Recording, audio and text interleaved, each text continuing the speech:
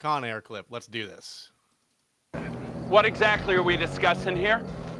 Poe don't want me to off the pigs. Well, it's not difficult to surmise how Nathan here feels about killing guards, and my own proclivities are well-known and often lamented facts of penal lore. What I'm wondering is why you have any opinion about it at all.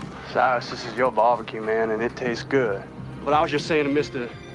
Dog over here that if it was my barbecue, I'd wait for that old jumbo jet in the sky before I start killing our only leverage. Shut the fuck up! Don't you want to get high and get laid? Shit. Oh, fuck this! Put the gun down. Put the gun down, Nathan.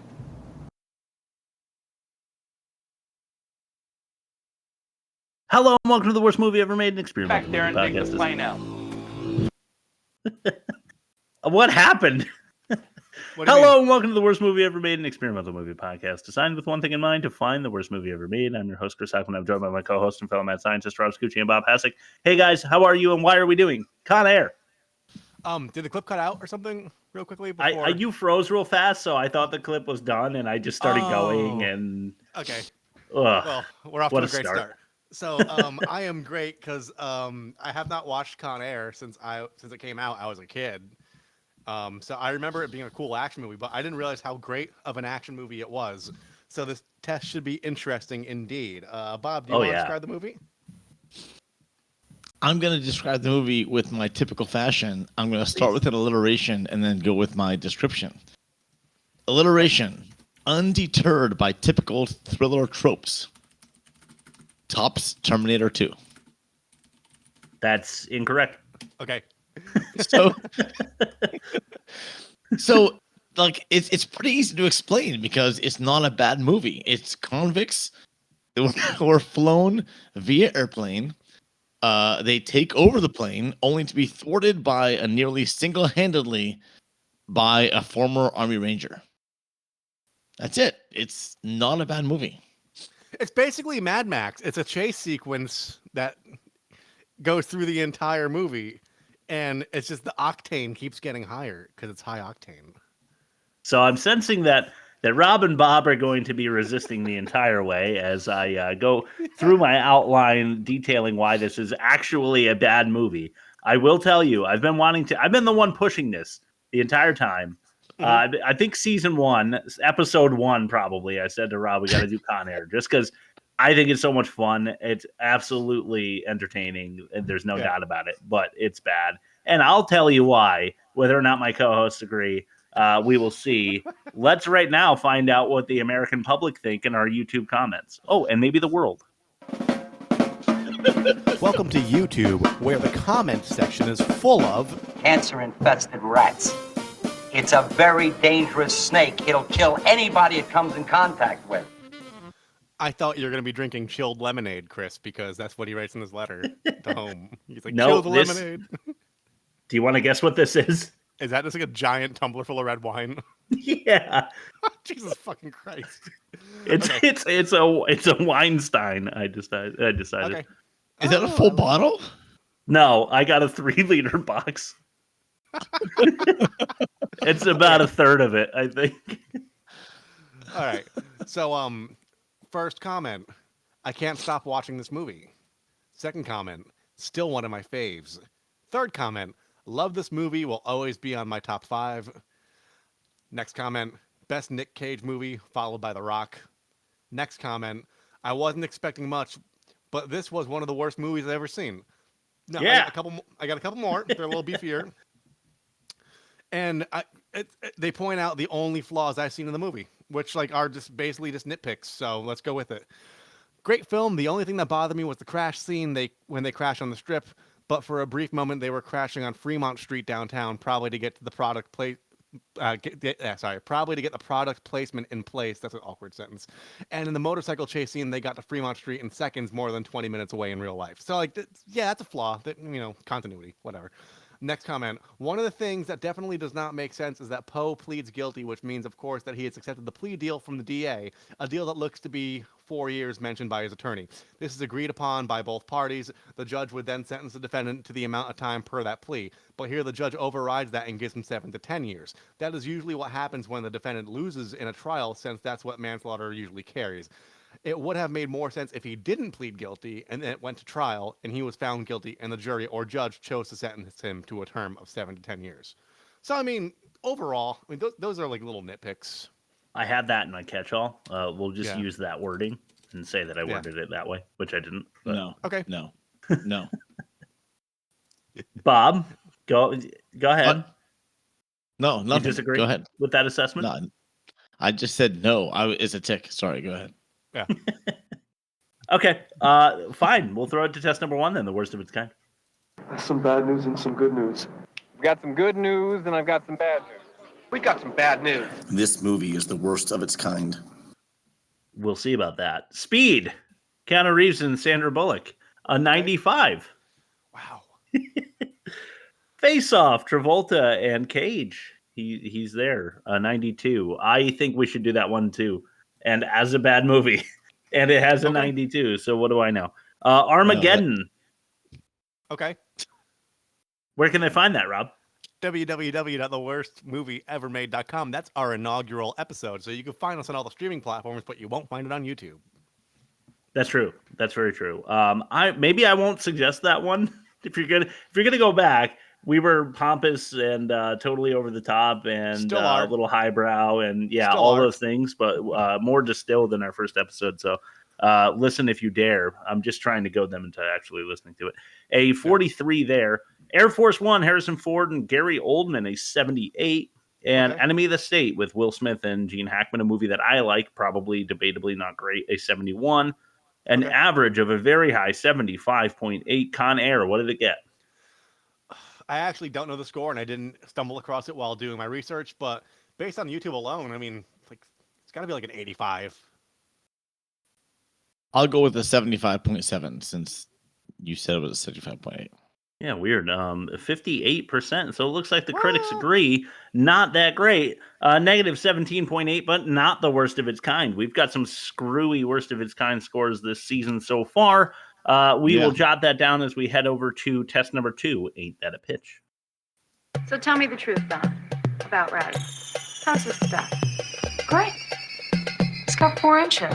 4 inches? That's not so hot. Yes, it is. I measured him from the ground up.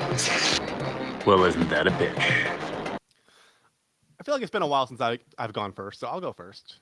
I'll go second. All right. There once was a man named Cameron Poe who was thought by prison officials to be a foe, but he saved the day in a totally badass way. Bad movie? Psh, I certainly don't think so. All right, let me strike back. Misunderstood serial killer Garland Green stuck on a plane with convicts who are really mean. Now the whole world in his hands because the plane lands on the strip in Vegas, so Garland is back on the scene. That's pretty good. That's pretty good, Chris. I've kind of forced it in because I don't have it in most offensive. So, all right, that's pretty good. Okay, there once was a movie that Chris despised, so I finally watched it and was quite surprised. The pacing creates such satisfaction with accompanying humor and action. The title of our podcast might need revised. Okay. All right. Okay, fair. I'm going to go Chris. He obviously put in the most work. 5 star. I'll say Chris 1 star. And I'm going to say Chris 2 stars. Okay, so 3 that's plus 5. It's a 4. You get a 4 after the whole. Yeah, episode, yeah. So there goes our plan to tank you 4 there. stars So, for Chris. Great Chris gave job, himself a Chris. 5, and that threw Great off our average. job, Chris. Wonderful. No. 1, 2, and what was? Oh, I divided by 2. Yeah, I'm sorry. 1 Yeah. plus 2 plus 5. That's 8 divided by 3. So sorry. What's that? Like 2.6 or something like that. 2.33. 2.3. Okay, I'm not good at math. 2.33. Whatever. Fine. All right. Let's throw it to test number 3. The most offensive. I'm offended right now. Sure. Well, Jimmy John, all I said was Saddles. go deep, and white guys keep them out if you can't own 2. Jimmy, the motherfucker's crazy, but he sure can throw. That's it from here in Molokai, Hawaii. Back to you. With the most offensive.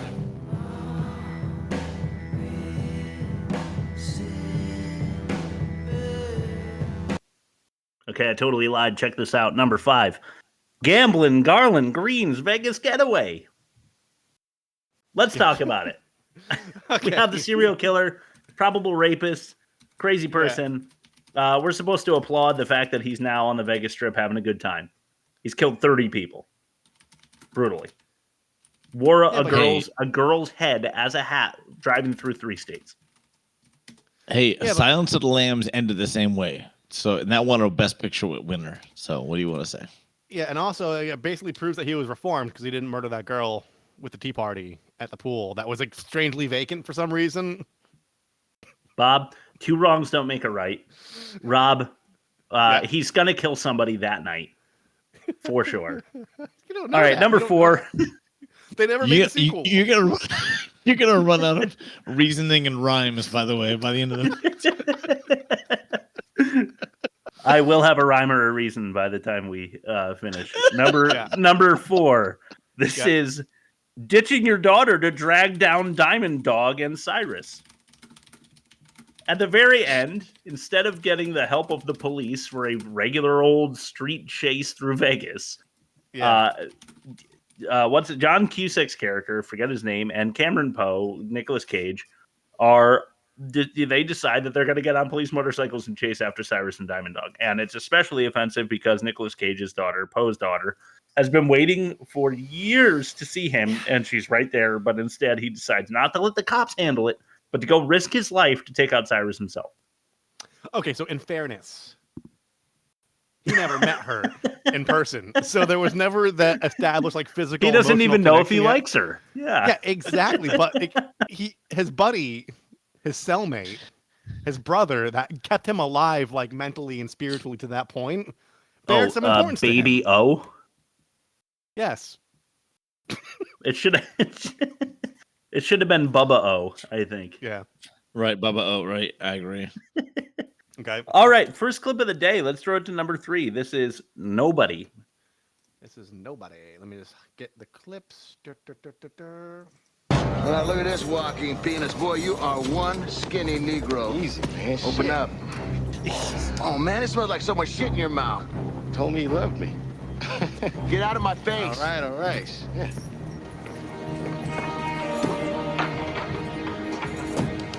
Hey, Larkin, who's that guy? That is Cameron Poe, a parolee hitching a ride home. He's a nobody. Okay, let's do it. Yeah. Had to include it. Nicolas Cage gets off the bus and waves his hair in the breeze and smiles at the sunshine, whatever, what have you. Ridiculous. But a little bit of racism on the part of the CO there, transferring Dave Chappelle from bus to plane. Pretty bad, but not... Yeah, quite a bit. Yeah. Not as bad, in my opinion, as number 2. Problematic portrait of particular prisoners. Do you want to know who I'm talking about, or can you guess? The Danny Trejo guy? The what? Danny Trejo's character? Yeah, Johnny 23. That's one of the 2 that I'm going to point out. Until number 1, which is a different one. And Sally Can't Dance. Okay. The prisoner who is wearing a dress at some point. I found their character to be somewhat problematic for its 90s representation of an entire, 10% of the population? 20% of the population? Yeah. But not as bad as number 1, in my opinion. Prisoner Pinball. That is Dave Chappelle, who we heard in clip number 1. Prisoner Pinball insulting and igniting an American Indian, otherwise known as a Native American, if you want to be more politically correct, but for the sake of alliteration, I said American Indian. He sits down and says "how" to him, makes a reference to Wounded Knee, and then says, "I'm sorry, I hope you don't scalp me," and then he lights him on fire. Okay, so there are problems with that, yes, Chris, but also, like they're speaking through the lens of like clearly like a pyromaniac / psychopath. Like that is something that type of character would say. So like, yes, outwardly to the audience, it is kind of offensive, but it's probably on par for that type of character, which puts a little not just the type of character, but the specific character. We're supposed to hate Chappelle. He's part of the enemy, so it makes sense for us to hate him. And then even if we think he's funny up to this point, we hate him now because he's offensive as well. Yeah, I suppose. All right, that's what I got. You guys want to mention anything for the most offensive? No, I'm good. Of course you don't. Bob? Oh yeah. No, you hit them all, man. You hit them all. Yeah, the very few that there were. One quick thing. The soundtrack, like not like the actual like the compact disc that comes with the CD that's got like a bunch of rock bands on it. But the score to the movie, it's so fucking lame, dude. Okay, nice. It's so fucking lame. Like it took me out of the Agreed. film I thought about that. Yeah, but it's just like it sounds like something you hear on a daytime soap opera when like really serious shit's happening. And it kind of took me out of it just a little bit. So I have to give some credit there for that. How did you feel about the score when like Cyrus is walking away from the fire and it's like dun dun dun? That was pretty cool. It matched the vibe on the screen, but like just like the swelling violins and like the nice crescendos and stuff like just as Cameron Poe like feels the breeze in his hair, that kind of thing. Yeah, kind of ridiculous. Rob, why don't we throw it to your ad read? Why don't you open your phone while I play the bumper and you're gonna read it? Oh God. Rob can sell you anything from kinky sex to the midgets and the wimps in Rob's ad read. Hello, everyone. Thank you for joining us on The Worst Movie Ever Made. My name is Chris Ackman. I'm the host. I'm going to be doing the ad read for today. This is Rob's ad read, but it's Chris's ad read. Okay. Hey, everyone. Chris Ackman here. Oh, no.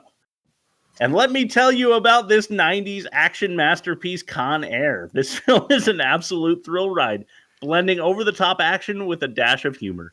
Nicolas Cage leads a stellar cast, delivering a performance that's just as wild as the movie's explosive set pieces.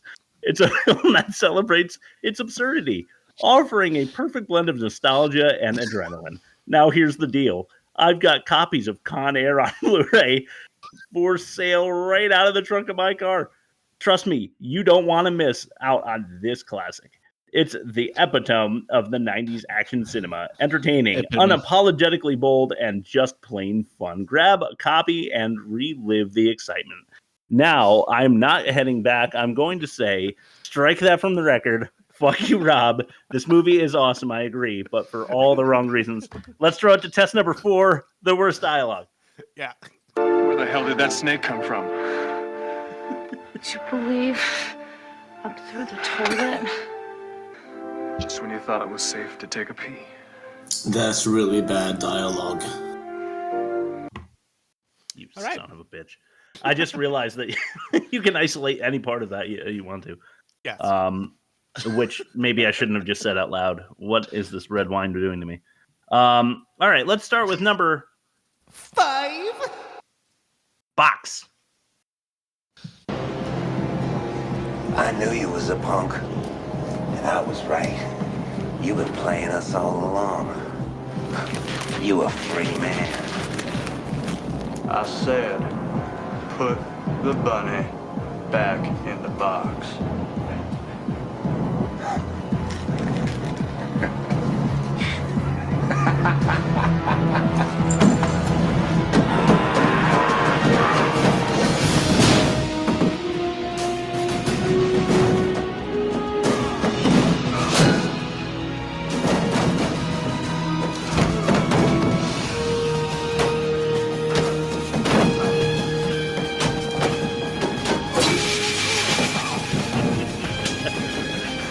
Die, punk.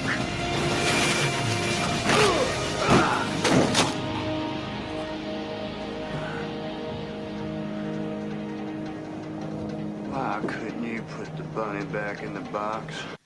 Yeah, the fucking like Baywatch guitar kills me. Otherwise, perfect movie, but yeah, the Baywatch guitar. Yeah, it's like Sebastian Bach's Wet Dream, that guitar. I don't know. Is it awesome? Is it ridiculous? Is it super lame? I don't know what that is. Put the money back in the box. I can never decide. What do you guys think? Like, okay, so I mean, that's the present. they don't really go into how he obtained the money. I'm assuming he got it like at the commissary or like the prison store to send home. Yeah. So I mean, in his mind at that point, I mean, that's all he had to like. Yeah, I introduce understand himself that. to his daughter. So I understand the intensity of the delivery of an otherwise silly line. I think the callback was unnecessary, but not Yes. to the point that it was bad. It was just like unnecessary. It's just like, well, yeah. Put the money back in the box in other movies is maybe number one, but because of the context, I felt we had to include it, but I didn't know how to feel about it. But it's going to get worse from here. Here's the tropiest of tropes in number 4. This one's a little long. I apologize for that, but you need it. This is the rundown. That's William Bedford, a.k.a. Billy Bedlam. The mass murderer? The same. He caught his wife in bed with another man, left her alone, drove 4 towns over to his wife's family's house, killed her parents, her brothers, her sisters, even her dog. Stand him. And who is that good-looking brother on screen? Nathan Jones, a.k.a. Diamond Dog, former general of the Black Guerrillas. He blew up a meeting of the National Rifle Association saying, and I quote, they represented the basest negativity of the white race. He wrote a book in prison called Reflections in a Diamond Eye. New York Times called it a wake-up call for the black community. They're talking to Denzel for the movie.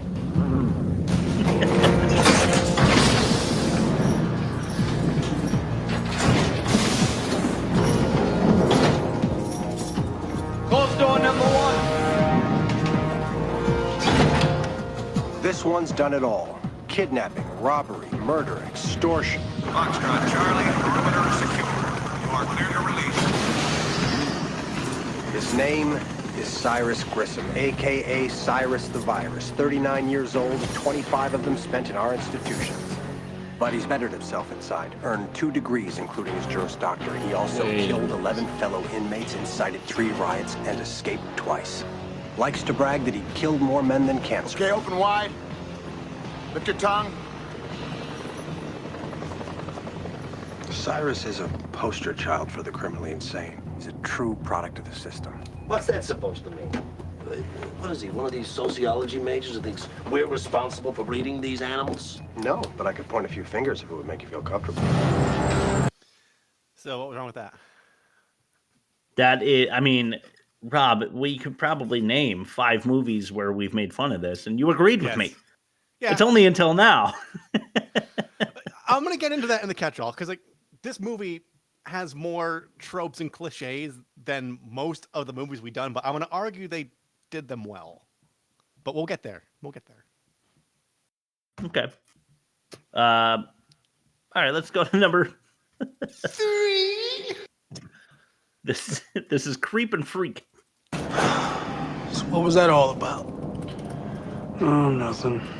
Except they somehow managed to get every creep and freak in the universe onto this one plane. And then somehow managed to let them take it over. And then somehow managed to stick us right smack in the middle.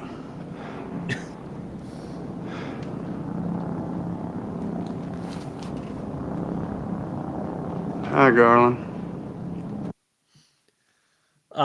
Okay. My main contention, actually, he says managed to a few times, which it's like they're running on it, like it's the platform for the delivery of the line. But I hated that. But the thing I hated most about it was when he said over.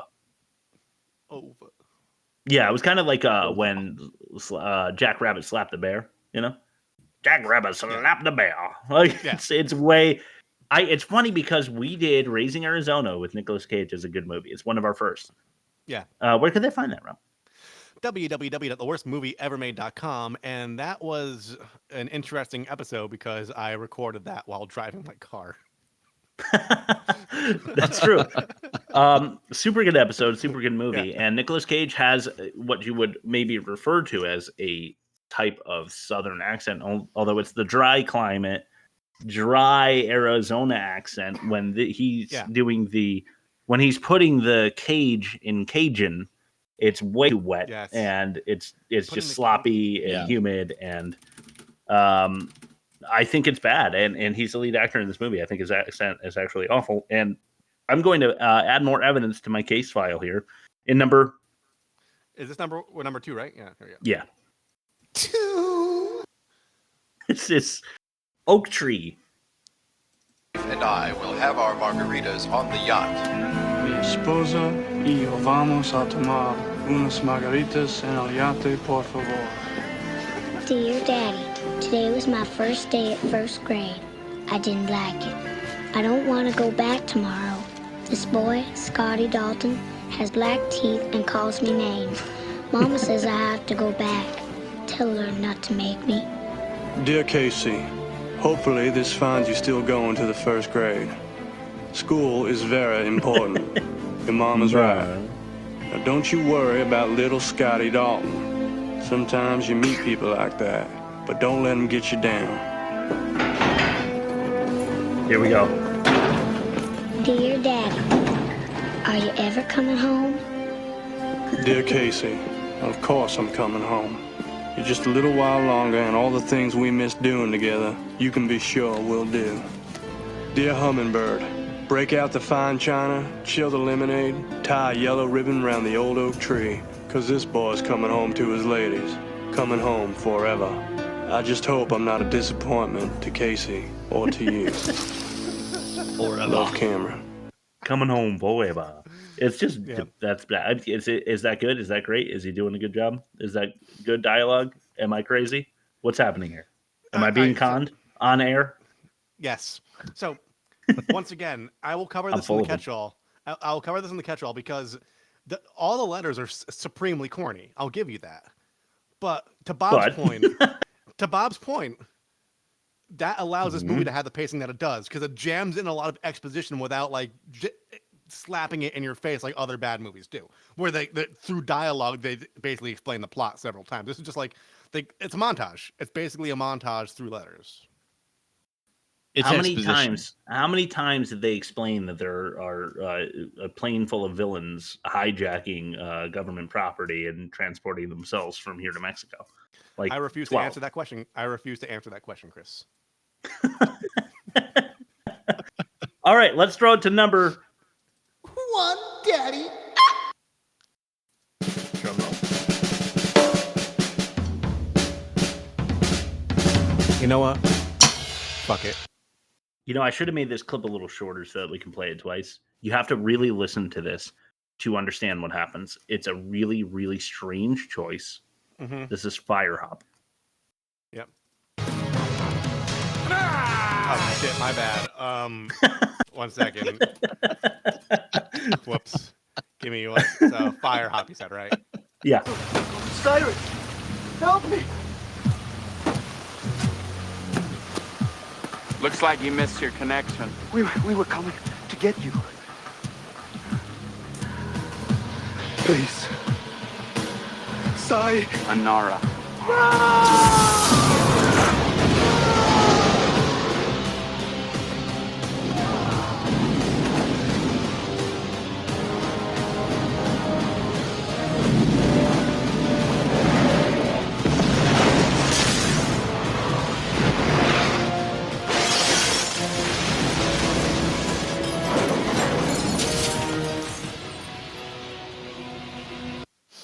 Thought I'd add the classic trope at the end there of Nicolas Cage diving through the back window to escape the fireball. Mm-hmm. But really, what's so awful about that line, in my opinion, is Cyrus predicts that the bad guy is going to say just the first half of his name. Fine. You know what? If his nickname throughout the movie, like half of the people called him Cy, maybe you can get away with it a little bit. It's still cheesy as fuck. No one in this movie calls him Cy. This guy is about to say Cyrus, and the delivery of Cy is awkward as hell. And it just then he finishes with Anara because he knows it's coming and throws the cigarette. Some writer just thought Cy, what can I do with that? Sayonara, we'll have him kill somebody and finish it, and somebody in the writer's room should have been like, no, that's fucking stupid. Let's not put that in the movie. But instead, because the writer's room was full of a bunch of fucking idiots, nobody picked up on how bad that was going to be, how poorly it was going to translate. And here you go, perfect fodder, perfect kindling. in Firehop for my argument that this movie sucks. What do you guys have to say?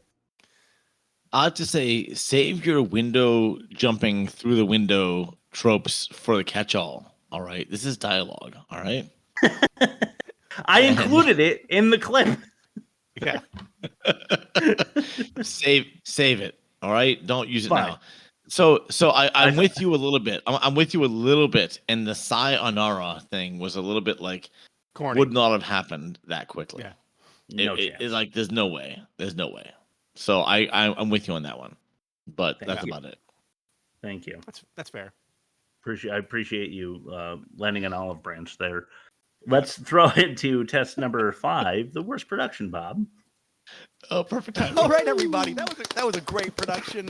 Let's Good job, everybody. Put off the computer. Let's get this premiere ready, guys. You did it. In a pig's ass.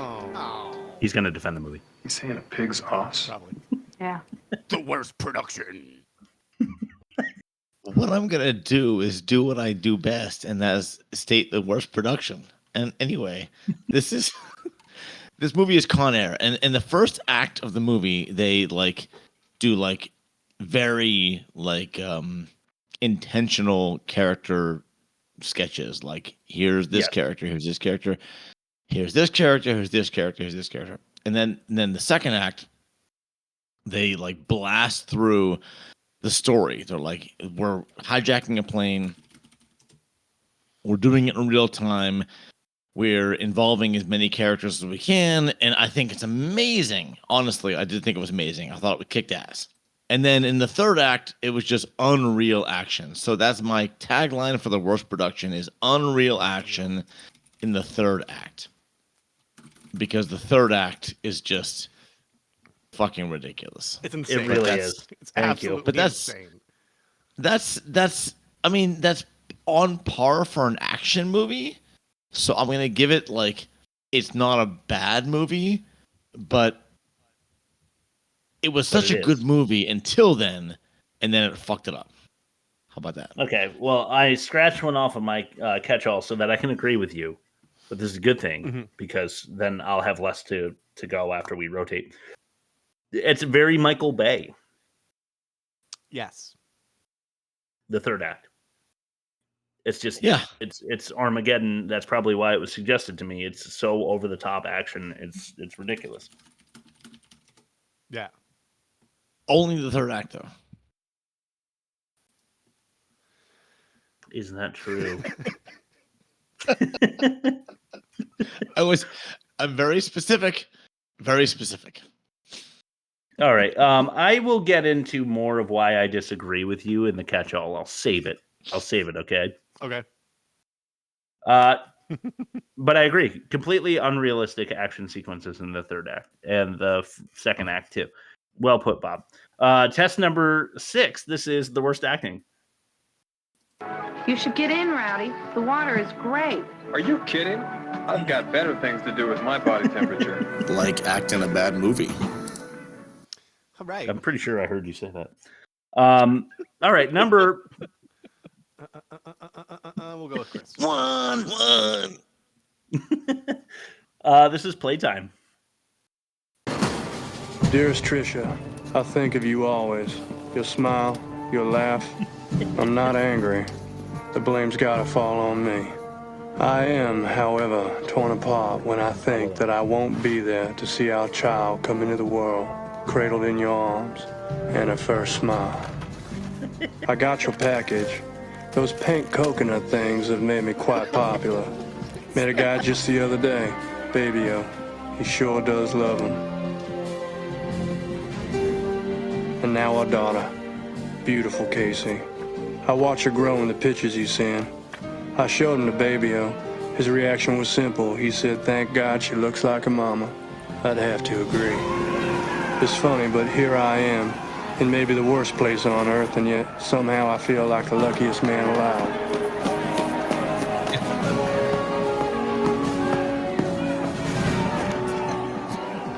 Dear Daddy, I started today at the Little Sunshine Daycare Center. My teacher is Miss Gordon. She is nice. We go to playtime and we all have to hold hands when we walk there. Dear Casey, It was so good to read your letter. I'm glad you like your teacher. We don't exactly have a playtime like you. We do go outside, though, but normally we don't hold hands. I'm so glad I read your letter. Is he? I feel like he's going for Forrest Gump. Kind of. It's a little similar. It's ridiculous. All right, number 2, Turbulence. Usted es el famoso criminal, amigo.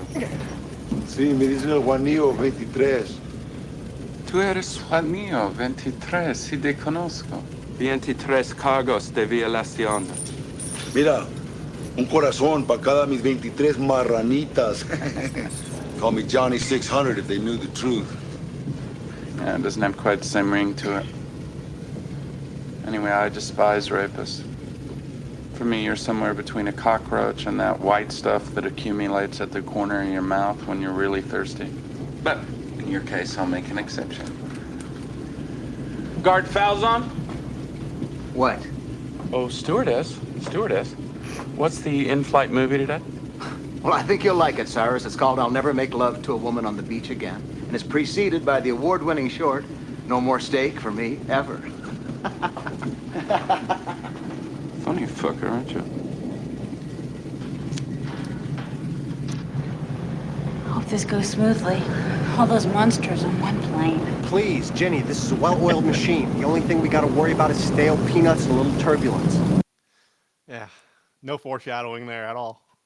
Yeah, for real. None. I think that they thought John Malkovich or any actor on earth could do more than they can. Because the way that they wrote Cyrus is supposed to be this like ultra intelligent person. But the dialogue is such, in my opinion, that he's not able to deliver it. We opened with that clip that we opened with because I actually really enjoyed the line where he says that my proclivities are something of, penal lore, long lamented articles of penal lore. Or something. Yeah. And I was like, that's cool. And Malkovich is great. So he's able to deliver it. But there's examples like this where he's doing I liken you to that of something between a cockroach and the little spit that accumulates in the corner of your mouth and turns white or whatever. It's impossible to be able to do these long soliloquy acting bits. It is stilted. It does sound like no better than what it would have sounded at the table read when he was just going through the lines for the first time. Yeah, so I'll give you that. It did bother me. Thank you. I'll take it and we'll run with it to number 3. This is Unfucked. Yeah. Tell me, Skip, what kind of a Keystone Cops operation you guys running here, huh? And you little shit, you got my agent killed. Hey! He brought a gun on the plane. If I knew the way you guys run things, I would have gone and bring a fucking Uzi on board. No one carries on these flights. No one. He brought a gun on board and he got himself killed. And in doing so, he compromised the safety of my men. Your men are incompetent. They let themselves get taken over by a bunch of thugs and chains and cages. I'm not going to stand around and listen to this shit. Guys, let's work it out.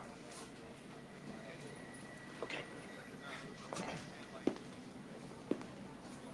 So, what do we do now? What's the plan? You do have a plan, don't you? We're working on it. Contingency plans for something like this don't exist. The situation's never been contemplated. Well, you better start contemplating, because this is a situation that needs to get unfucked right now! Unfucked. If I knew the way that you guys operated, I would have had him go on there with a full arsenal. He would have had an Uzi. This is my jurisdiction. Not anymore, it isn't. Yeah, not anymore, it's not. Yeah, there you have it. Last clip. I think this is a pretty short one. It's just so funny to me. This is number 4. Oh, I'm so excited for this. This is She's My.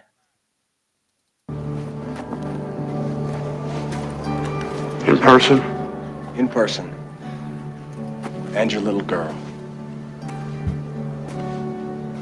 You saw Casey. Uh-huh.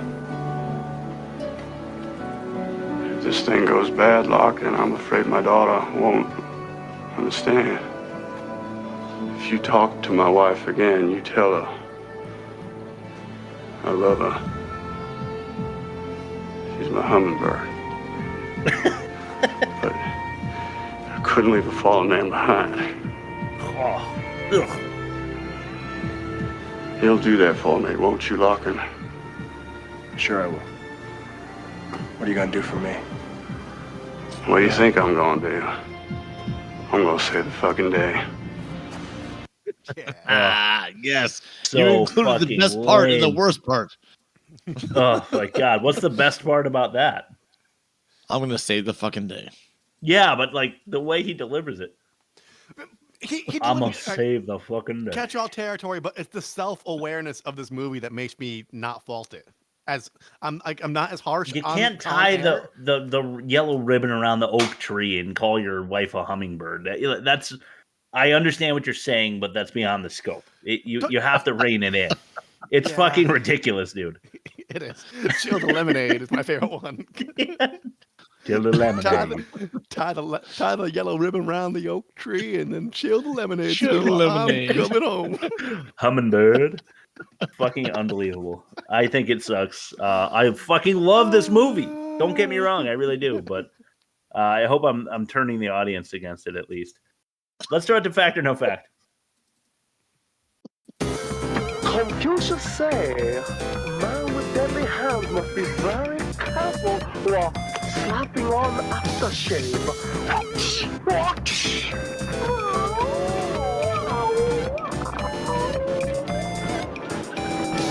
Fact or no fact? Did Chris freeze? Chris froze. Chris froze. I'm not going on until Chris is unfrozen. Okay, so now that Even though he's it's gone- hilarious. Yeah. Now that he's gone, I mean, we're pretty much. I mean, we're executing the plan. Oh, hey, Chris. Hi. You're back. What plan?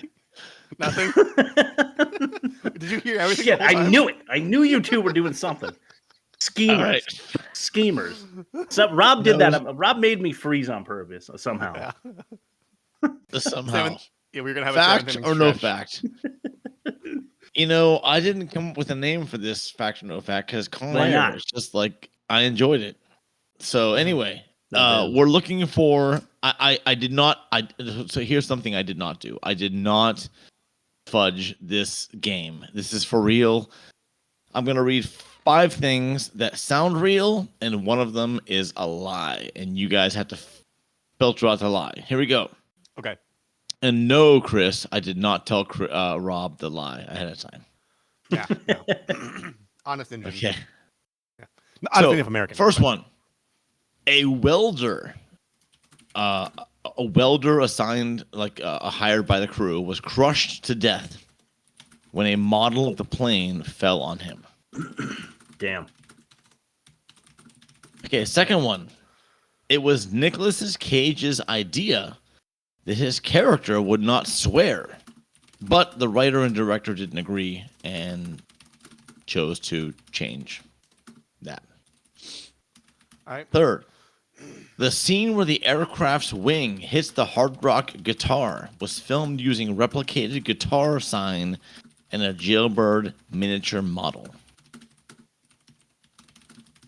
Okay, fourth, the How Do I Live Without You song was nominated for an Oscar for Best Original Song and a Razzie for Worst Original Song. Whoa. And Nicolas Cage, this is the fifth one, traveled to Alabama to work on his accent. That's so believable. You're baiting me. You're baiting me. Go for it. Find the lie. Okay. The welder was crushed. I mean, like, I don't know, possibly. You mean like on set, like somebody who was on the crew was killed? Yes. Because the model of the plane fell on him? Okay. Yes. Cage's idea not to swear, but it was the writer and director disagreed. See, I believe that because, like, the whole, like, the lemonade line that we've been making fun of, for example, is like, so he doesn't drink. Even though he's like a hardened, so like he's not drinking bathtub or toilet hooch in prison. He's on the straight and narrow. So like I there are elements of that aside from the swearing that paints that picture. So I can agree with that. The scene where the aircraft's wing hits hard rock, was filmed using a replicated guitar sign and miniature model. I mean, I would venture to guess they didn't actually crash an airplane into the Vegas Strip. So I'm assuming there's a kernel of truth in that. The song was nominated for both an Oscar and a Razzie for the opposite reasons. I'm gonna come back to that. And Cage traveled to Alabama to work on his accent. So Cage he's not a method actor.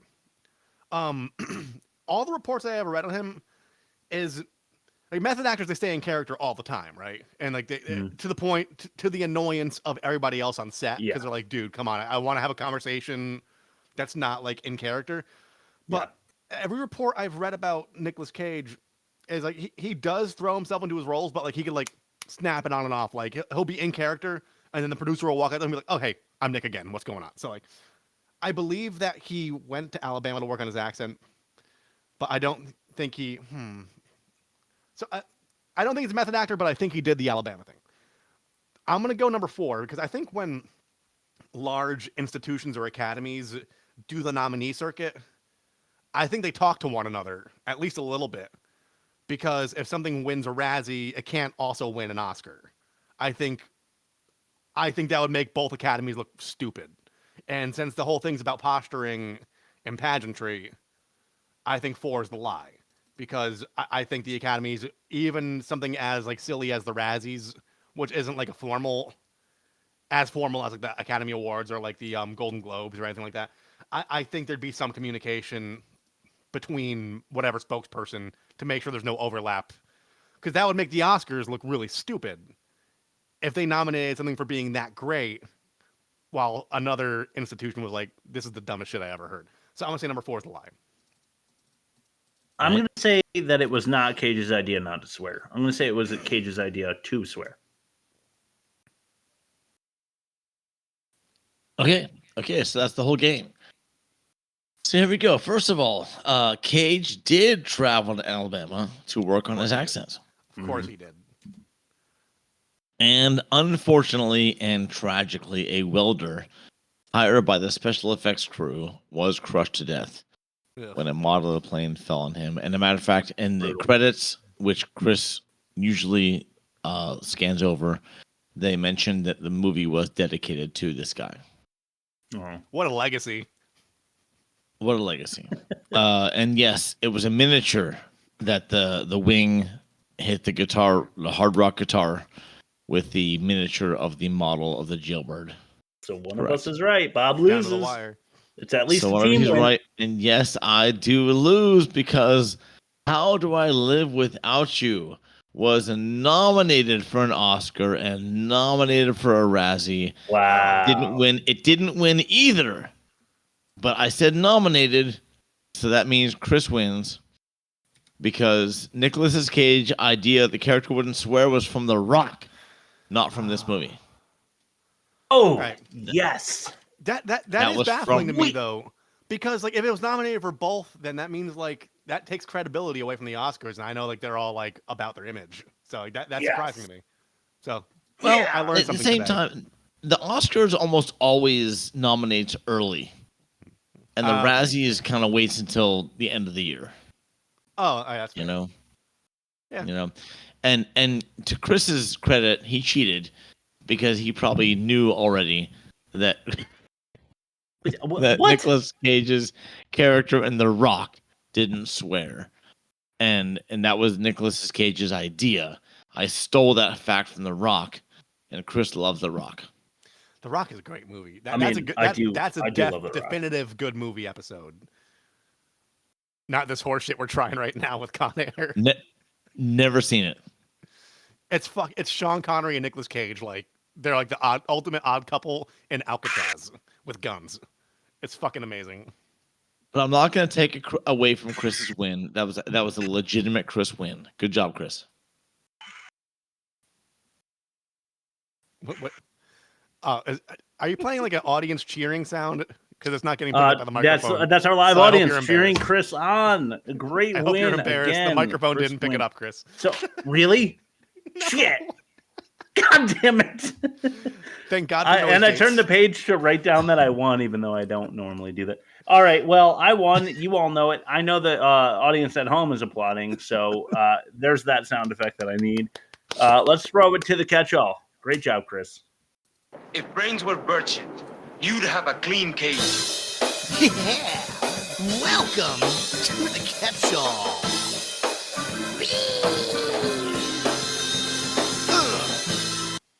Look, Bob, I didn't take kindly to the last time that you accused me of cheating, and I still don't like it. And in fact, I said that was like a year ago. I said that Nicolas Cage had the idea to swear because I thought that the writers would want him to not swear to go with the lemonade and yellow ribbon kind of bullshit. And Cage, I thought, would be like, I have to swear because the other prisoners wouldn't believe that I'm a hard convict if I don't swear, So that's what I was. That's why I said, and I said that. You can rewind. I did say that, so I didn't know that it had anything to do with The Rock. Therefore, I didn't cheat. I won legitimately, like I always do every week. Because of pussies like you, we lost in Vietnam, says a guy in the bar at the beginning. At the beginning of the movie, is that true? Did we lose Vietnam because of pussies like Cameron Poe? No, I think we lost in Vietnam because it was a fucking lie fabricated by our government to further throw dollars at the military-industrial complex in a misguided attempt to take over the world. Fair. I'm going to say he came home from the war, and his wife is pregnant, and she's 3 not months showing. pregnant. 3 months pregnant. And she's not showing. Can't Holy be his. shit. It can't be his. Holy shit. You ever see that meme online, Bob, where it's like a guy crying and it's when you're enlisted in active service and you see an 8 a.m. charge for $50 from your wife at CVS? Right. That's fucked up. Yeah. Right. That's mine. So Chris, toward your point, bad facts. Yes. Okay. So Very as good. cliche and like stupid at points that this movie is, very, very, very good like foreshadowing. Like with the hostess, like Snowball, the little pink thing he called it. We didn't know at that point that Baby O was diabetic and that he needed sugar. Oh. So like they did really good job at that kind of stuff where it's just like you didn't know it was gonna be a problem at that point, but then like you think backwards and you're like, oh yeah, the guy needs sugar when he's like locked up, and that's why they became friends because he was like kind of helping him out with his diabetes to get his insulin in order. So I thought that was neat. Very, very fair point. Right. Yeah, hadn't thought of that. Back to me. No, hadn't thought of that. No, hadn't thought of that. Believe it or not. 90s anarchist cookbook I thought was really funny. I remember growing up like in the 90s and I heard about the anarchist cookbook. And like if you buy one, you're going to be on the FBI like list and blah, blah, blah. But I also wanted to throw in the 90s palm strike murder technique that Cage throws in there in self-defense because I feel like since the 90s, that has become a less popular way of killing another person in self-defense. Yeah. Well, there you have it. On to you, Bob. Okay. All right, I'm gonna go for the movie again. I'm gonna say against the movie. Would you pick a fight with a guy who was recently trained how to kill people? Like the guy at the bar was like, "Yeah, you motherfucking pussy," and he's like, "This guy just came back from a war after he was recently trained to kill people, and I'm gonna pick a fight with him." Yeah. No, and he's got a shitload of medals on his. He's got a shitload of medals. Yeah. Maybe he's picking a fight because that's his daughter. Yeah. But maybe that's not what he said though. Yeah. Chris, well, don't I mean, go against into it. My argument for your argument. All right, fair. I'm just saying maybe Trisha was treating around, and the guy's like, I'm a hound dog, and that's why I impregnated your wife. Well, but you heard what he said before that, right? What did he say? He said something like I would kill to get a piece of that, whatever. Yeah, that's all right. Yeah, you're right. Something like that. Yeah. All right. So maybe it's one of his buddies. Okay. So what's the DEA agent's name again? I'm trying to pull up Wikipedia, but I'm always bad with. Doesn't matter. Doesn't matter. I don't know. Right, Larkin. So once again, No, Larkin's U.S. Marshal. that was Cusack. Larkin is yeah. Cusack, right? Yeah, but the Yeah. anyway, the DEA agent, once again with the visual Malloy. storytelling. Okay, we'll go with that. They did really good with the visual storytelling, just like the snowball in the prison with Baby O. Before he even says much dialogue, you know he's a fucking asshole because he backs into a handicap spot. Like they didn't need to keep that. They didn't need to have that detail in there because he proves himself to be a massive asshole later in the film. But they did a good job establishing the characters through their actions. You know, writing 101, show don't tell, and they showed us that this guy is gonna be a piece of shit throughout most of the movie. Once again, a handicap spot at a military airfield. Yeah. I didn't say it was perfect execution, but the fact is, it was there, and he did pull into it. It's the what do you? It's the air traffic controller. Yeah, with the flashlights. Maybe transport them separately. Yeah, I don't know. But the fuel costs, Chris. Yeah. All right. Yeah. I'm sure it would have cost a lot more to just drive them all in different cars than to have a fueled 747 or whatever that costs like $1,000 a fucking gallon of fuel. But all right, good point, Rob. Yeah, thank you. All right, so the guard on the plane hit the neo-Nazi guy with his elbow because he was like pissing him off. And he like held it like, ow, that really hurt. Like kudos to that direction. Like good job. Like that would have hurt. It wasn't like this typical action movie badass shit where they hit him and then they were cool. He actually was like, ow, that really hurt. So good job on that. Okay. All right. Kudos. Yeah. Counterpoint to Bob. Shortly thereafter, Nicolas Cage gets shot in the bicep at point blank range and doesn't even flinch. What good timing, Rob? Did you pull that like forward from like? Oh my god! What perfect timing! Oh my god! Here's a line. This is said by Baby O. Hey man, get off my insulin. He's standing. The convict is standing in a puddle of insulin.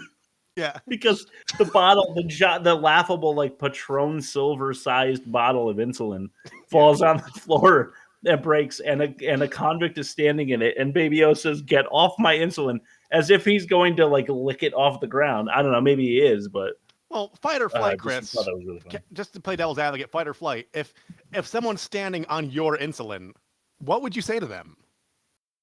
Yeah, you're right. I'd say, "Get off my insulin." You say, "Get off my insulin." No, I watched this several times during my trailer editing. The insulin was in a separate vial, which he held separately. That was not the insulin, the big Patron bottle full. Okay, that was all different. Right. I thought that was really funny. Like, but what movie was it? What movie was it, guys? Where there was like a toxic dose of some kind of like formula or something that they were, and it was a 750 milliliter. Like needle, you remember that? It was like was Batman? Was that Doom? No. It might have been Doom. You remember what I'm talking about, though? It's like a syringe, but the thing is like the size of my Weinstein, and they're injecting. It's like they could have injected anything in there, and the person would have been dead. Yeah, Weinstein. I'm gonna name him Harvey.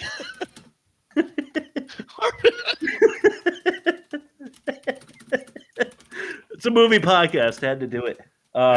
Nice. All right, Bob. I think. All right. Let's move back to what I was gonna say. So I'm gonna go back to Chris's side for a second. Thank you. What did Dave Chappelle strike the match with? Like he pulled that shit out of his throat. He had the liquid. Yes. He had the match. It was all dry. It was inside that pouch. But what did he strike the match on?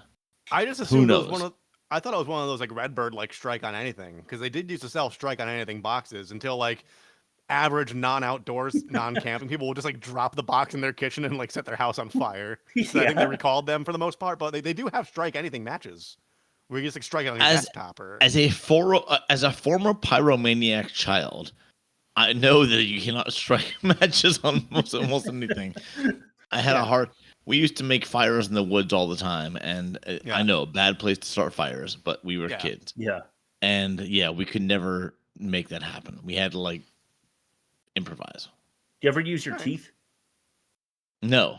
Because I mean, not that Pinball did. Pinball did not do that. So that's a very fair point. I agree, Bob. Great job. I'm going to go out on a limb and have a controversial take right here and say, for the time this movie came out, like the time and place, 1997, I think, 98, 97, I think 97. Surprisingly progressive. They do heightened versions of stereotypes, yes. Like, you know, like I'm pointing towards the homosexual yes, Sally guy. can't dance. Sally, with the whole like dress scene. So it does a little misdirect because this guy's a dainty little thing or whatever, but within the same scene, the guy picks up an automatic weapon and he's a fucking badass. Yeah, so Cyrus gives him like an M16 or something. So and he knows how to use it immediately. So it flies in the face. They use the stereotypes as a way to to establish the character, but they do things that contradict the stereotype in a way that's empowering. Because every person is a damaged or a bad person. Or in the late 90s, people weren't very fond of gay culture, and he was an empowered individual who like was able to handle himself. So I think that that's surprisingly progressive for like a 1990s action movie made by a bunch of boomers in their 30s. True. Yeah, I guess I was just against the like he's the only gay character, so he has to be so overly gay that he wears a dress and his name is Sally Can't Dance, and he's like strutting his stuff and stuff, you know, like maybe that would, you know, maybe the character would be that, but in the 90s, the character would be that, you know what I mean? And that's what was problematic to me. All right. I guess. So, yeah. So we'll call it a wash, Rob, but it's as if you didn't even bring anything up. Okay, fine. I don't care. Wow. Wow. All right, here's a good one. Cyrus tells the pilot to say over the airwaves, small disturbance, essentially, no problems, as there's an alarm blaring in the background, and Cyrus immediately turns around and fires a gun. Yeah. I mean, he turns around while the pilot is still talking and shoots the gun in the air. Yeah. I mean, if it's this high profile, if there's any kind of disturbance, it's a red flag that they're going to pin, and they're immediately on to, you know, they're going to do status checks with every member on board. You know what I mean? So. Yeah, to your point, I think if this was more rooted in realism, there'd be like 5-minute checkpoints, like every 5 minutes, going like everything good, and there'd be like so that makes sense. So to your point. Yeah. I'm going to go against Chris on this one and say it was an appropriate lack of convicts' care for one another. Like they didn't, as appropriate, they didn't trust each other, which was appropriate. That's true. Kudos to that direction. Yeah, and then also to your point, Bob. I mean, I've only read things. I've never been to prison, but I've read things about it in like fictions and like I've seen movies.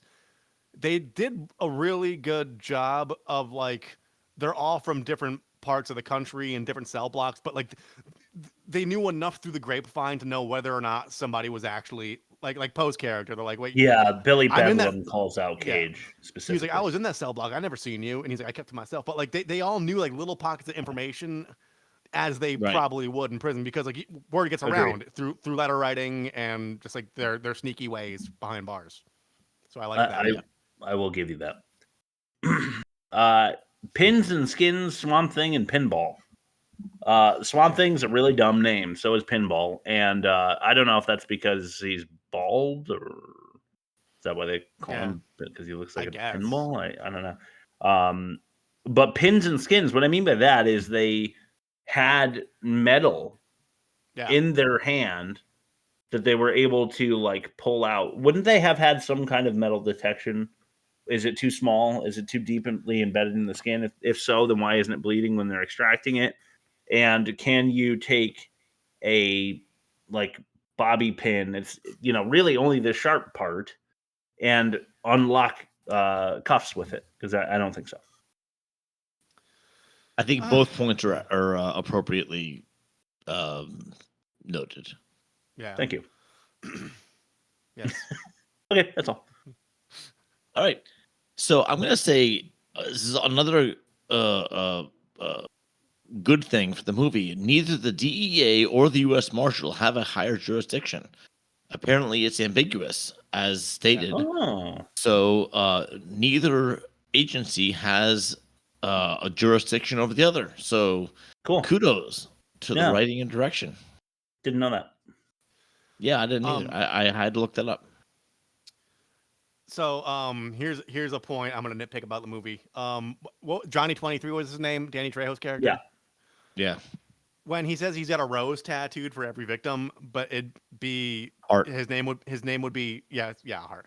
His name would be 600 if they actually knew how much crimes he really committed. Then wouldn't he have had 600 tattoos? Right. Yeah. Exactly. Yeah, For all his that's a really good point. Yeah, good point. Damn. Yep. Really good point. Yeah.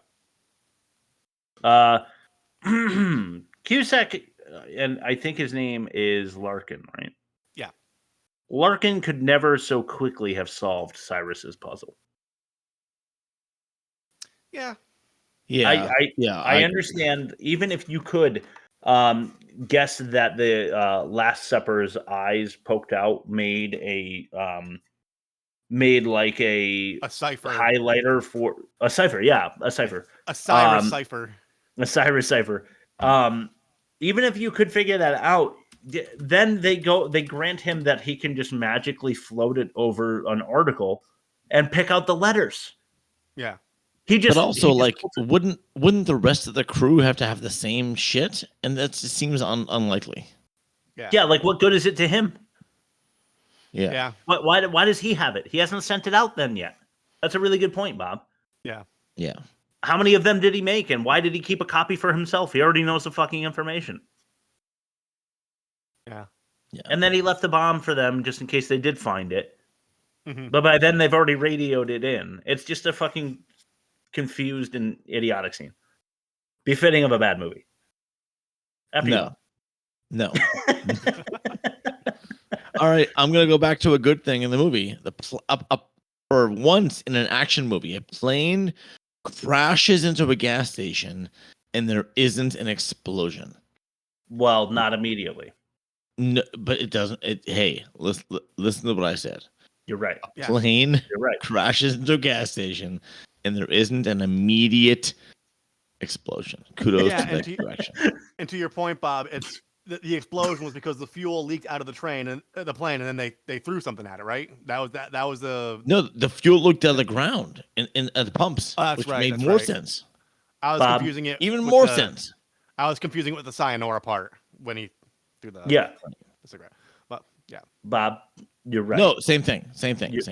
You're right. Your immediate there was bold, italic, underlined. I understand. Yeah. Rob, I think it's you next. Yeah. Yeah. This is to the film's discredit. We touched on it earlier. The Steve Buscemi's character is just like in Vegas. He's just like it's like there should be a sequel that follows that story. Oh my God! Can you imagine? Yeah. Because these never happen. People say this all the time. It's like The Big Lebowski. Like people are like, "Oh, you got to do a Jesus sequel," but it wouldn't. Yeah. I feel like that's actually more likely. But movies like this, Rob, to your point, that should have a sequel following it. You'd have to make a completely different genre. You can't make a Con Air action movie sequel. Yeah. With just him, so it's a totally different director, writer, cast. Yeah. But like, it's just funny that the most violent character who has the highest body count is just like, that's a loose end that needs to be tied up. Yeah. Yeah. Couldn't agree more. Yeah. But apparently, since Anthony Hopkins did it, it's okay here. Yeah, that's fine. Since one of the greatest actors of his or any generation managed to win an Oscar because of his performance as a psychopath we all rooted for because of how smart he was and how great the dialogue was written for that amazing movie, we're supposed to be okay with Steve Buscemi's character, who was poorly written in this movie, getting away with killing 30 people. All right. Here's a lame line for you. When the agent who pulls out a gun on the plane, it was Malloy's, secret agent on the plane that was acting like a convict. He's got the gun in his sock. He pulls it out. He gets shot. Apparently, he pissed his pants, right? And we know this because Cyrus is making fun of Malloy and Larkin over the airwave, saying, at least my guys aren't peeing their pants. Your guys are pussies or whatever. And then he goes, nothing makes me sadder than an agent lost his bladder in the airplane. And this is the stilted scaffolding bullshit that you and I were talking about, Rob, that you said stilted. I really like the way that you put that. It's not like he's supposed to be psychotic, so he came up with like a nursery, like it's a nursery rhyme reference or whatever. Thought it was really lame, and I love this movie. Bob? Yep. I'm going to point out that Chris is still back in the first act of the movie, and me and Rob have like moved on way past. So I feel like this is going to go on way longer. So I'm going to go on with what I had anyway. Immediately after saying the plane did not have an immediate explosion, the gasoline explosion that did follow that scene would have killed Poe. Shrapnel alone, it would have killed him. Absolutely, couldn't agree more. Yeah. They said the title of the movie twice. I did hear it once. What do you remember the two times? The first one was like Cyrus was like, "Well, welcome to Con Air," and then that's the one. And then the other one was like Con Air has began its descent to whatever. They said it twice. Really? I definitely heard it twice. Okay. Yeah, you could maybe get away with it once. We love that here. But I like when Cameron Poe is like, Diamond Dog tells him he's got to go down to check the landing gear. Yeah. And Cameron Poe goes, I'll get to see some nice scenery down there. Trees and stuff. It almost made worse dialogue. That's not charming. It's just idiotic. Trees and stuff. I didn't get it. Anyway, Bob? All right. This made me laugh. When they were in Carson City, I think it was Carson City. No. I'm sorry. Yeah. They were at the airfield, at the desert airfield. Yeah. They had like Coke cans and like rocks and like pieces of metal arranged in the sand. Yes. There's no fucking way they would have taken that long to gather those things and arrange them into this little model. That was hilarious. Because they're like, you're right. No, that's just a rock. I'm like, but still, there's no way you would have done all this in this time you had. They didn't have time for that. So they definitely didn't have that. That was my against the movie moment. Yeah. The one? No, one of many. Pay attention. Yes. No. Thank you. Attention. I wanted you to say that.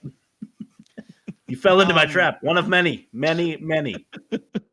So, like, Cyrus was in the system. He's been in the system more than he's been out of it. That's been established. A lot of the criminals on this plane are sipping from a similar cup, so to speak, in that they've been inside the institution more than they've been outside of it. Yeah. What kind of flight simulation were they practicing with to successfully hijack the plane? And like land it. Yes, they had a crash landing, but that wasn't necessarily their fault. That was external, unanticipated things that kind of messed up their trajectory. Yeah. So but even though they crash landed it in a way where the plane was still intact. So like they had some sort of expertise, which I'm not quite sure how they grasped that. 'Cause even if you read an aviation book in prison, like that's different than like all the toggles and knobs and actually having done it before. It's like Battlefield Earth. Yeah. They just no calculus now. Yeah. It's pretty much just as bad. I like that. I like the part where Cameron Poe What? goes. No, obviously I'm kidding. It is. Well, I love when Cameron Poe is like, "What was I thinking? All right, yeehaw."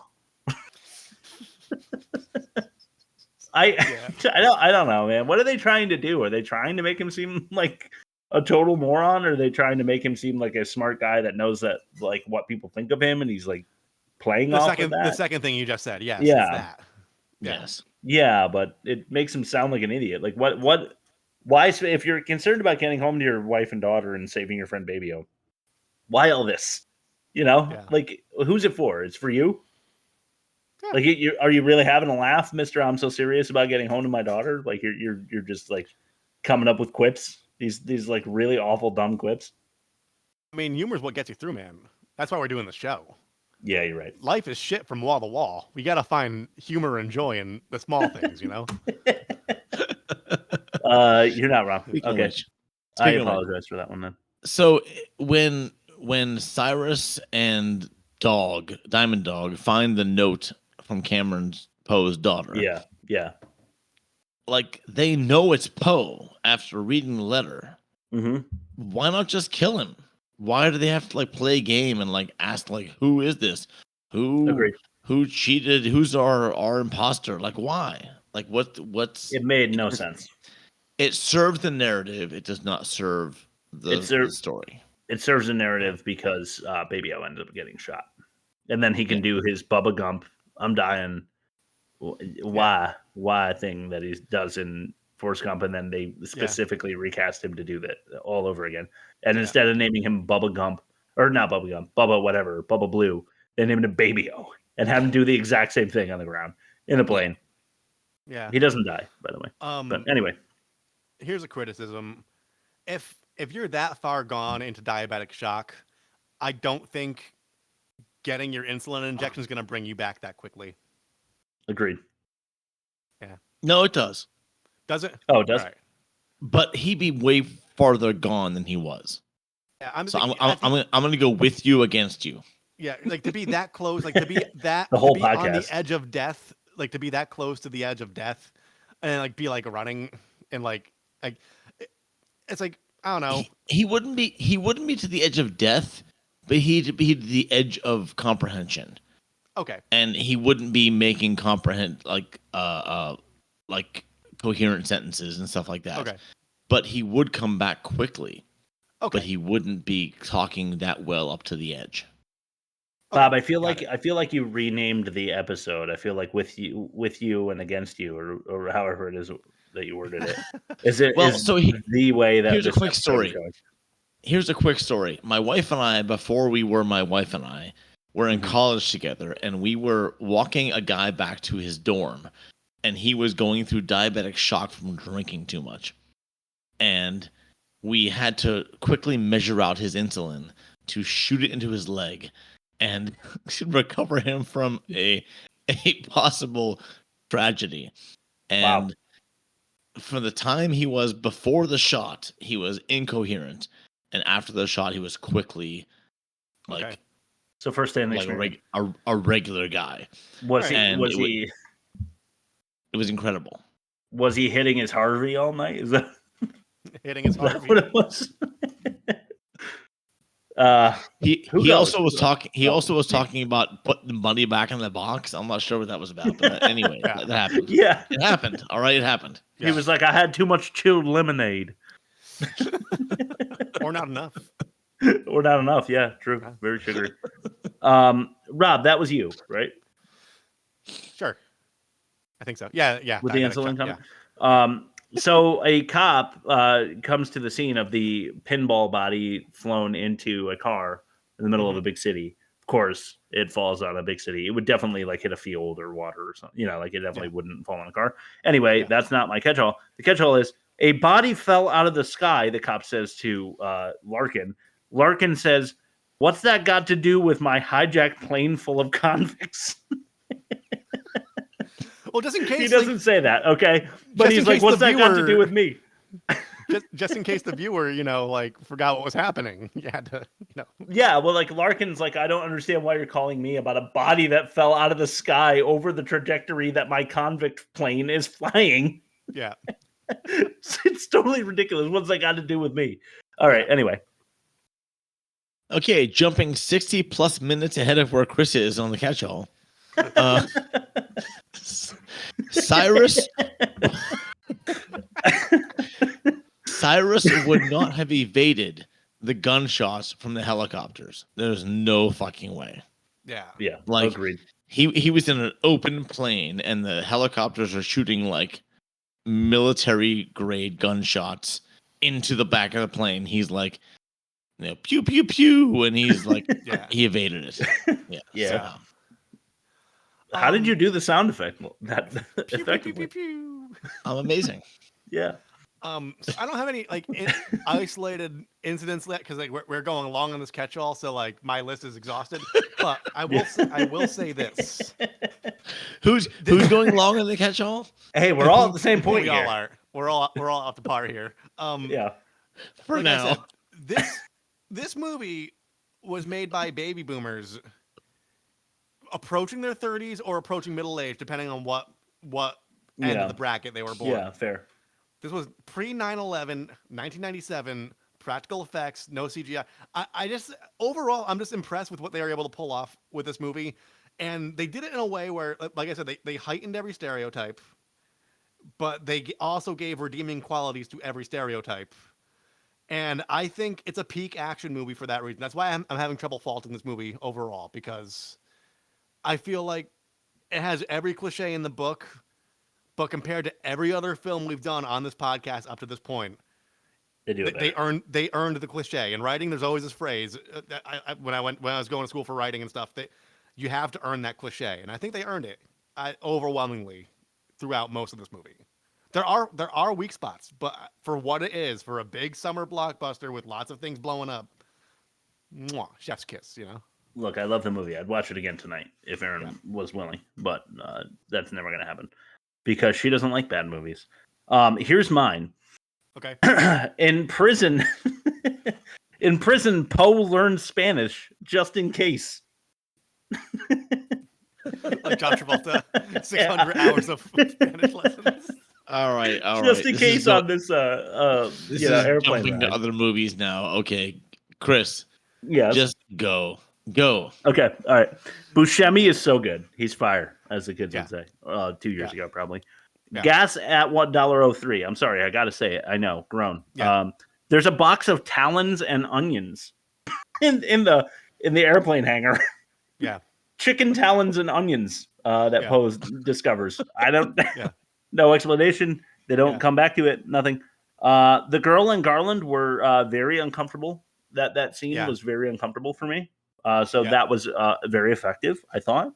Mm-hmm. Well, baby O, it's not exactly Mai Tais and Yahtzee out here, says Poe. Nearly worst dialogue. Bullet to the bicep, no biggie. Cyrus dodges a propeller somehow. When they crash in Vegas, a propeller comes through the plane. Cyrus moves out of the way. Yeah. He backs up from a propeller coming through the plane at 700 miles an hour. Backs away from it. Yeah, that's part of my third act is like hard to believe. Yeah. I'm with you. Yeah. Every ATF agent or whatever knows how to fly an attack helicopter. Yep. So no wonder he does. Cyrus got his head crushed. I thought that was lame. The way that he died was pretty lame. Yeah. The actual writer of the movie actually said that. He said he did not like the end of Cyrus. I thought it was terrible. It's not befitting at all. Like, I think what they were going for was his brain was his greatest weapon and the thing that was smashed at the end or whatever, but it was poor symbolism. I have one more thing if I can jump in, actually. I have one more also. It's really, really, really, really, really, really, really dumb. But when the guy's car gets dragged by the plane and like trapped right in front of him, that's. I'm glad you said that because that's too much. It's too much. Yeah, it's too much. No, but like I said at the beginning of the film, that car established that guy's personality when he backed into the handicap spot, and then like he gets humbled by his car. as it drops at his feet. And the license completely plate decimates says it. "as kicker." Yeah. Yeah. So like I thought that they brought it back full circle in the most ridiculous way possible, and I'm Because the happy about plane like had a rope that Cameron tied to like a pillar, thinking it would stop the plane, and that rope like with a pillar catches the car, and it's just too much. Bob agrees. Look at that face. Yeah. No, it's not too much. It was just enough. Yeah. You're a liar. There it is. Last one. They would shut down all casinos. Garland Green would not be playing craps or roulette if there was a plane crash on the strip. Maybe Everyone's celebrating like there wasn't a million fucking fatalities on the strip. Maybe I he mean, got it. Go ahead. No, Rob, don't bother. Yes. It's not. Maybe he got a taxi to Reno and he was, just chilling over there for a minute. No, obviously, when the whole thing went down, they would have blocked off both ends of the strip, and they wouldn't have had a chase with motorcycles. I do agree. That was just like forced. Like they're the heroes. Yeah, and they're going to save the day. They're going to finish even though the job. all they had to do was just say, "Hey, block off the road. Watch out for that runaway fire engine." For fire fuck's sake. engine, with a bald guy in a prison guard uniform riding on the ladder. Yeah. Oh God, ridiculous. So I agree with that part. Yeah, totally ridiculous. Love this movie. Hate this movie. Yeah. That's all I've got. So why don't we throw it to bad credit names, because we are running long. That was quite a catch-all. Hey, Colleen. Got a great ass. So do you, Pilgrim. So do you, Pilgrim. So do you, Pilgrim. Bad credit names. Ashley Smock. Okay. I haven't heard Smock since I was in elementary. Smock. Yeah. Tom F. Thomas. Yeah. I've got a few Tom Toms downstairs. Yeah. LOL. Okay. Jerry Mongo. Mongo Yeah. number 5. Yeah. Brownlee. Ew. P.R. Tukey. That catches me. Go ahead. Yeah. I swapped these two on purpose because it's so like us for me to make this one the champ. Colleen Woodcock. Okay. But I like Dick Skip Evans. And skipping quotes. Yeah, Dick Skip. Okay. Dick Skip. Dick Skip. So I saw a pretty funny meme today I meant to send to you guys, but in between all the other hundreds I sent to you guys throughout the night, I forgot to. Yeah. It was like the doctor delivering Newt Gingrich. And he's like, "What do you want to name it?" His mother, Newt Gingrich. Newt Gingrich. I feel like you can do that. I feel like you can do that for what's the actor's name in Harry Potter? Radcliffe? No, Ronald Weasley's name is hold on. I got it. Rupert Grint. Rupert Grint, yeah. What do you want to name it? Rupert Grint. In England, that's high praise. Yeah. Yeah, maybe so. I don't know. All right, let's compare the. Oh, actually, let's do the offensive minigame. Sure. I care for you a great deal. Trust me, Charlotte. You practically raped me last night. That was last night, Charlotte. This is today. Is something you might hear about in the offensive minigame. I just realized this is the last time we're going to hear these bumpers on a bad movie episode ever. Yeah, you're right. Oh, I can't wait for the next one. Miami Connection. Anyway, no spoilers. Go for it. Yeah, not that we know that that's going to beat Con Air, the movie that you guys fucking love. Yeah. All right. Cat calling car ride or ditching your daughter? Ditching your daughter. An offensive? Yeah, I'm Bob's gonna just say cat going to calling car vote for Miami Connection every time because he doesn't want Con Air to lose somehow. Shut up. I'm telling you what I think, Chris. Yeah. Okay, tell me what you think, Bob. Let's see what happens. Cat calling car ride or ditching I think cat calling is more offensive. Leaving your daughter for the sake of another man is an equal thing. All right, And well, Rob, shame on you for voting for that. Whatever. Looks like we need a tiebreaker here. I'm gonna go with ditching your daughter. Okay. All right. Tasteless, time-wasting biker butt, or problematic prisoners. Biker butt. Biker butt. Yeah, it's a no-brainer. All right, I can't override that one. Salami carrot. Yeah. I hope you know what I mean. Yeah. Or Native American arsony. All right, Native American. That one. I'm not dying on this hill. Yeah. Native American. Native American arsony. Rob, you agree? Yeah. Yeah, absolutely. Okay. I think lighting a restrained person in a chair next to you while offensively mocking their heritage is a little worse than making a little wiener joke. Then everything. Everything. I think so. Agreed. Okay, movie comparison time. Yep. You can't kill the boogeyman. But you can compare the movies. Oh, this is gonna be so interesting. All right, Miami Connection and Con Air. Con Air a negative 17.8 and not worst. Yeah. But Miami Connection a plus 38.4 and best. Yeah. So Con Air takes this one. Bob, Go you figure. win. You win with your 5-star Miami Connection pitch against my winning 4-star. And mine, by the way, was tanked. Mine was like a plane crashing on the Vegas Strip because I had a 5-star, but you guys intentionally tanked me to a 4-star. No, mine was good. Yeah. Offensive minigame. We just heard a win for Con Air. Dialogue. What's worse? Miami Connection. I can't lie. Obviously, it's Miami Connection. Yeah. 2-2.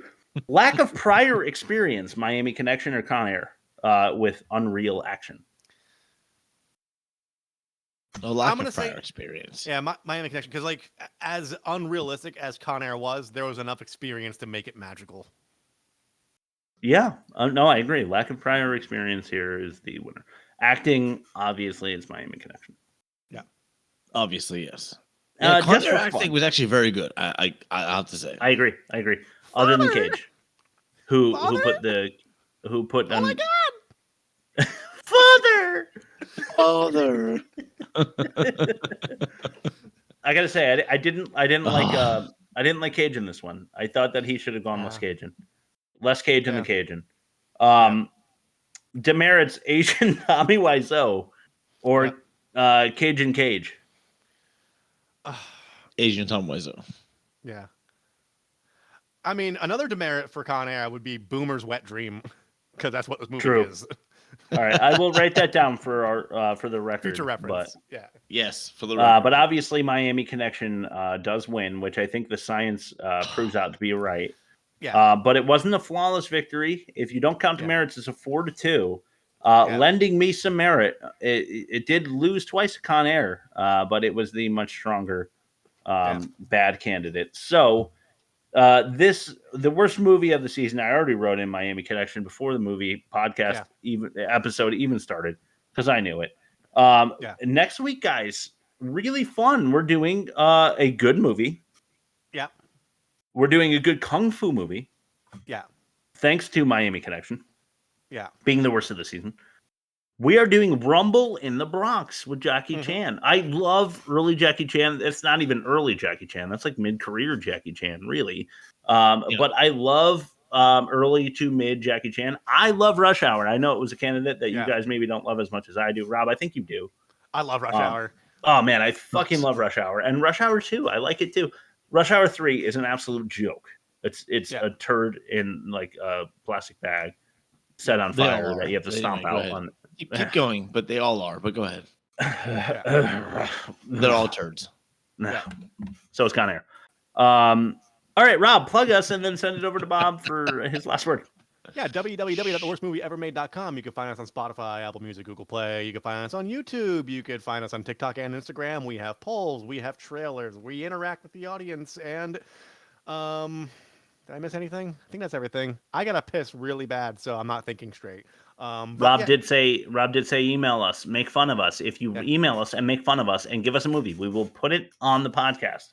Yes, last time we had a movie suggestion, and the time before that we put it on the pod. It took us 2 weeks last time, but we already had them figured out. If you email us and give us a movie, we will put it on the. We'll gladly do it. We'll give you our honest opinion. So email us, make fun of us. That's a requirement. Yep. And then last words, Bob. I'm gonna go with Chris's win for the fact or no fact and call it con swear. All right. Very nice. All right, guys. We will see you, and you will hear us next week. I won. Thanks for listening. I won the episode. Look at Bob repping the last Comic Shop podcast featuring Red Hot Chili Peppers drummer Chad Smith. That's it. Yes. That's him.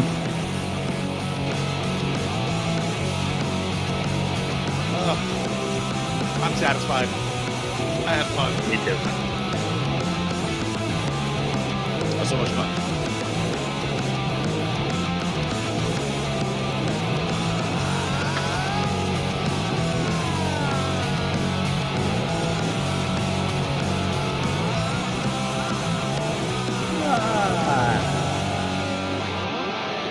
That's so bad. I gotta pee so bad. Bye, Jelly School. Hey, let's see. I can't wait to farm clips from the movie. What's it called? Miami Connection. Yeah, Miami the Connection. bumpers. Agreed. Yeah. Just wait.